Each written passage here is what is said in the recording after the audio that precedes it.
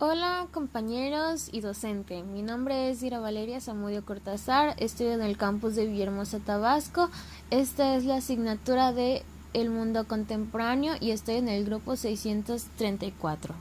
El tema que el día de hoy les voy a compartir es el fin de la Segunda Guerra Mundial. Bueno, para empezar, la Segunda Guerra Mundial duró de 1939 a 1945.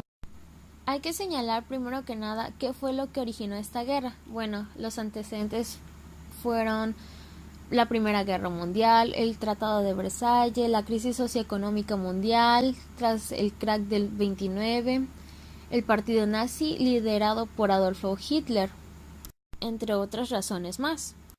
La guerra inició justo el 1 de septiembre de 1939 cuando las tropas alemanas invaden Polonia y Reino Unido y Francia declaran la guerra a Alemania. La Segunda Guerra Mundial se dividió en dos bandos principales, las potencias del eje lideradas por Alemania, Italia y el Imperio del Japón y las potencias aliadas comandadas por el Reino Unido, Francia, Estados Unidos y la Unión Soviética. Algunas de las consecuencias que se pudieron observar a grandes rasgos a causa de esta guerra fue que Estados Unidos y la URSS se repartieron territorios y se convirtieron en dos grandes potencias mundiales, dividiendo el mundo en dos bloques, uno capitalista y otro comunista. La crisis económica y social en Europa fue otro de los rasgos que se pudieron apreciar, aparte de un aproximado de 62 millones de muertos y 6 millones de casas destruidas. Los países europeos dejaron de ser potencias mundiales y la verdad pierden todas sus colonias. El día D. Este día ocurrió el 6 de junio de 1944. Consistía en el comienzo de la operación de Overlord, que consistía en el desembarque masivo por parte de las fuerzas aliadas en las costas de Normandía para poder frenar el avance del ejército alemán. Se dice que el 2 de mayo de 1945 se descubrieron los restos de Adolfo Hitler después de que la guerra fuera ganada por la Unión Soviética. A pesar de eso, Alemania nazi se rinde hasta el 7 de mayo de ese mismo año. Después de la caída de Alemania nazi, los Estados Unidos lanzaron dos bombas atómicas hacia Japón, orillando que éste se rindiera el día 15 de agosto de 1945. Al final, Estados Unidos, Reino Unido y la Unión Soviética se juntaron para poder redirigir a Europa a una nueva forma de gobierno. Europa en la posguerra. Después de que Adolfo Hitler falleciera y junto con él llegara la caída de la Alemania nazi, Estados Unidos, junto con la Unión Soviética y el Reino Unido, realizaron varios debates hasta poder encontrar el acuerdo que pueda beneficiar a los tres por igual. Esto quiere decir que al terminar la guerra, Europa era tierra de nadie, podría decirse de esa manera. Por lo tanto, se dividieron los territorios para poder manejar un nuevo sistema político, económico y social que esta alianza pudiera manejar, aunque al final lo único que aumentaba era la tensión por la toma de poder y no llegaban a ningún acuerdo, provocando que en 1949 se fundara en la zona occidental la República Federal Alemana. Meses después, en la zona oriental se creó la República Demócrata Alemana, formando un gobierno comunista, lo cual solo beneficiaría a la URSS. Pero al final se provocó tanto revuelo que al final del año de 1955 se declaró una tipo tregua, donde se firmó una declaratoria de neutralidad perpetua. A pesar de que la guerra de poderes terminó, dejaron un conflicto entre ideologías entre los comunistas y los capitalistas. Pero podría decirse que no todo fue malo, porque Estados Unidos generó el Plan de Marshall para que las naciones del Occidente pudieran recuperar infraestructuras y una estabilidad económica. El capitalismo y el socialismo. El capitalismo también se le conoce como economía de libre mercado o economía libre. El capitalismo como sistema económico no apareció sino hasta el siglo XIII en Europa. Este fue el que sustituyó al feudalismo en gran parte del mundo. Algunos de los principios básicos del capitalismo eran la defensa de los derechos individuales, la libertad de empresa, mercado competitivo y múltiples opciones y alternativas de producción, entre los cuales los individuos podían escoger. Ahora, el socialismo también se le conoce en algunos casos como el comunismo. Los principios básicos del socialismo, en algunos eran la prioridad colectiva, eliminar totalmente la diferencia entre clases sociales y la injerencia del Estado en el espectro económico y social, no dejando al mercado toda la capacidad de dimensión y control.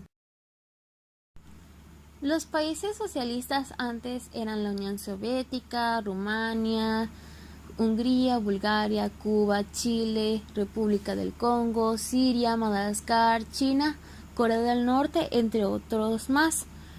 Ahora la cantidad de países socialistas o comunistas son muy pocos, que son China, Corea del Norte, Laos, Vietnam y Cuba. El régimen capitalista. Primero que nada hay que aclarar que el capitalismo es el sistema económico y social basado en las propiedades privadas en los medios de producción y la asignación de los recursos por medio del mecanismo del mercado. Podría decirse que se basaba en la explotación de los obreros y tenía la producción mercantil.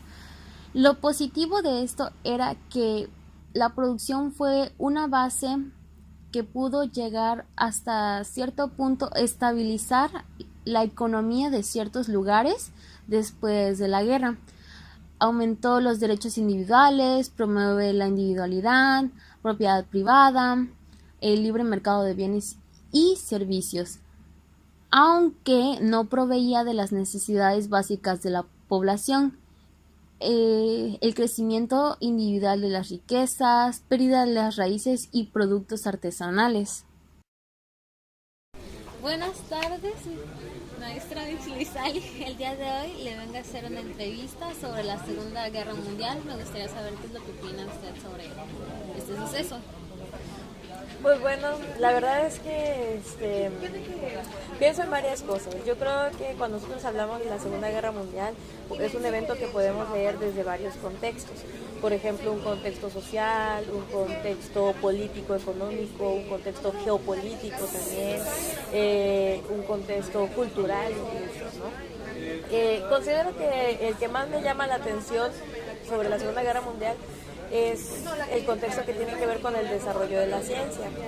Es algo que muy pocas personas saben, pero lo cierto es que 1945 fue un año crucial en el desarrollo de las ciencias y la reconfiguración de las universidades en todo el mundo, desde las universidades de Frankfurt, las universidades de Inglaterra, las mismas universidades de Estados Unidos empezaron a cambiar sus programas de ciencia, sus programas científicos a partir de 1945.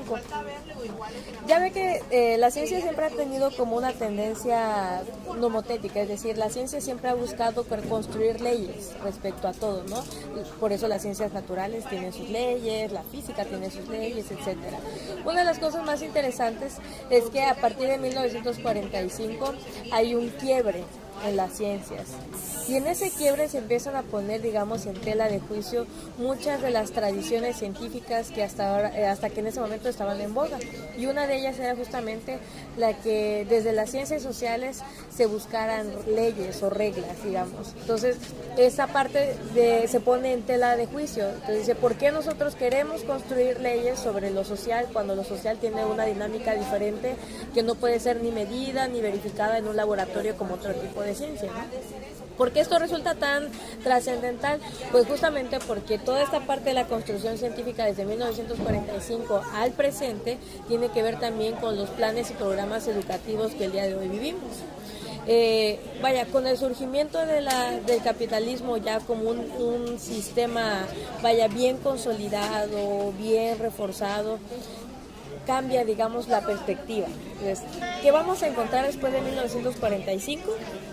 vamos a encontrar que las universidades empiezan a subespecializarse, las carreras empiezan a subespecializarse. Eso quiere decir que el conocimiento empieza a ser parcelado, es decir, cortado como en cuadritos chiquitos, ¿no? Entonces hay un área de medicina, pero hay un área cada vez más subespecializada, ¿no? Entonces ahora todas las carreras, si usted lo ve, todas las áreas de conocimiento ya dejaron de ser holistas, sino más bien todas tienden a la especialización, ¿no?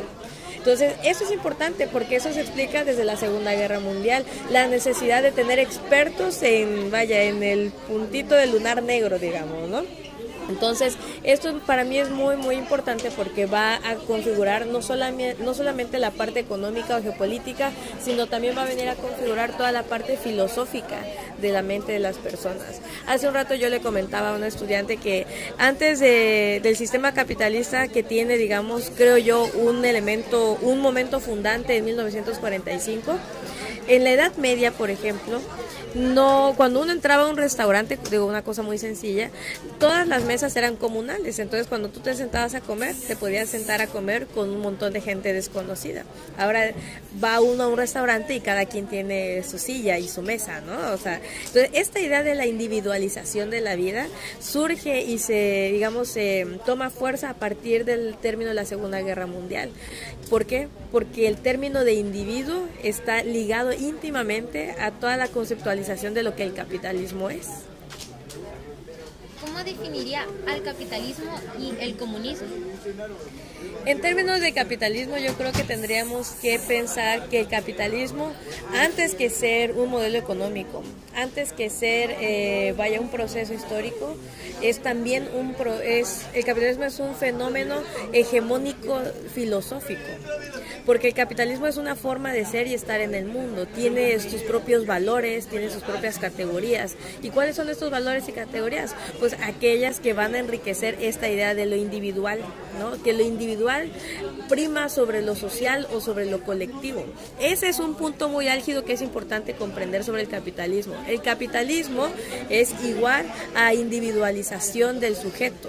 O sea, las personas ya no nos asumimos en términos de colectividad, sino nos asumimos solamente únicos, ¿no? Por eso cuando nosotros queremos crecer o avanzar en esta idea aspiracionista que maneja el capitalismo, a la gente ya no le importa pasar encima de quien tenga que pasar con tal de crecer, pero esas son las lógicas que el mismo capitalismo ha impuesto.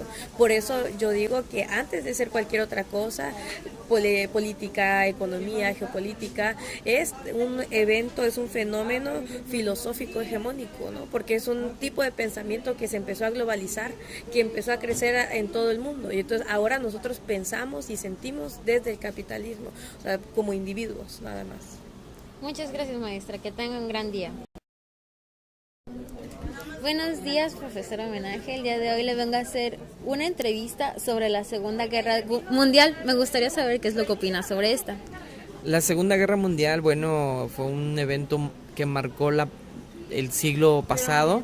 Creo que murieron muchas personas a raíz de las indiferencias que existían por el racismo, por ideologías políticas incluso. Entonces, pues prácticamente la Segunda Guerra Mundial también dividió el mundo, el mundo capitalista, el mundo comunista, y a partir de eso también se desarrolla la Guerra Fría, que termina en 1989 como tal. ¿Cómo definiría a el capitalismo y el comunismo? Pues son dos corrientes tanto económicas y políticas. Cada una tiene sus particularidades y cada una también influye de forma diferente en los países a nivel mundial. De parte del capitalismo, obviamente conocemos a Estados Unidos, que parte con Inglaterra, son los mayores exponentes de ello, y del otro lado tenemos a Rusia, o la URSS como antes se llamaba, y pues ellos son los que lideran, y en América pues tenemos presencia de ambas